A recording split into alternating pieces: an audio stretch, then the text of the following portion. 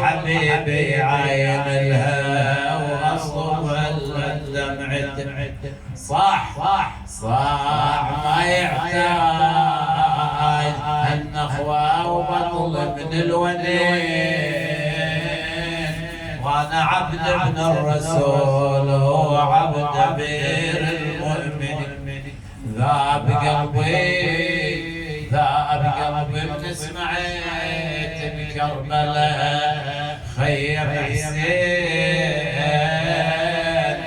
واسمع يقولون ارذال العاد حاطت. نعم عندما استشهد حبيب عفوا استشهد مسلم في رمق اخر حياته، جاء الحسين والحبيب وقرأ فمنهم من قضى نحبه ومنهم من ينتظر ما بدلوا تبديلا. فحبيبي قال لصاحبه لمسلم بن عاصر قال له لولا اني بالاثر لاحببت ان توصيك بما يهمك. فاشار مسلم الى الحسين قال عليك بهذا الغريب انصر لا تقصر عن نصرته. يقول وصلت يا بين ظاهر بيتك انا ما اوصيك بعيالي وبيتي ولا تحفظ عيالي وثنيتي ان جانيتك مثل نيتي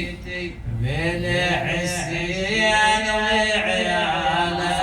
وصيتي. نظر الامام الحسين الى مصارعهم قتلى نادى يا ابطال الصفا يمينا ولا بنا ناصر ولا معين يمينا شمالا اخذ يعبرهم يا ابطال الصفا ويا فرسان الايجام لي وناديكم فلا تجيبون. انتم نيام ارجوكم تنتبهون قوموا من نومتكم ايها الكرام وادفعوا عن بنات رسول الله طغاة اللئام. ولكن والله صرعكم البنون وغدر بكم الدهر الخون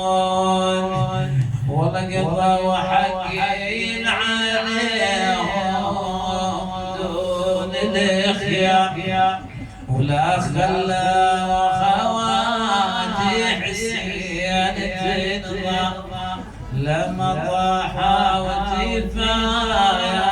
منهم إلنا تهاوى ومثل ما ونجب من خر هذا الروح بفاده يتثنى وذبيل النشاب رنه وهذا الخيل صدره ضربتنا وهذا ذاك بلي موثب ركب غوجه وتعنى حسين لقى مسند ومسل بيها الصبي للدمع ويتلهف عليها وقال احتسب عند الله واصبر والله يكرم اواني لو انكم تشوف القدر يا حبايبي جفوف القدر يا اصحابي لو انكم احشركم وروحي تحت لو انكم تقومون وتشوفوني لو انكم وحيد وحاطت العدوان يا وحيد وحاطت العدوان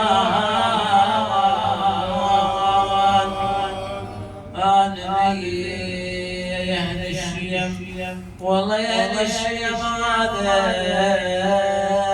محلكم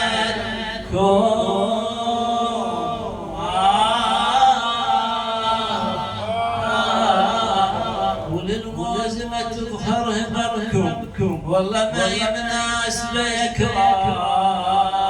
منكم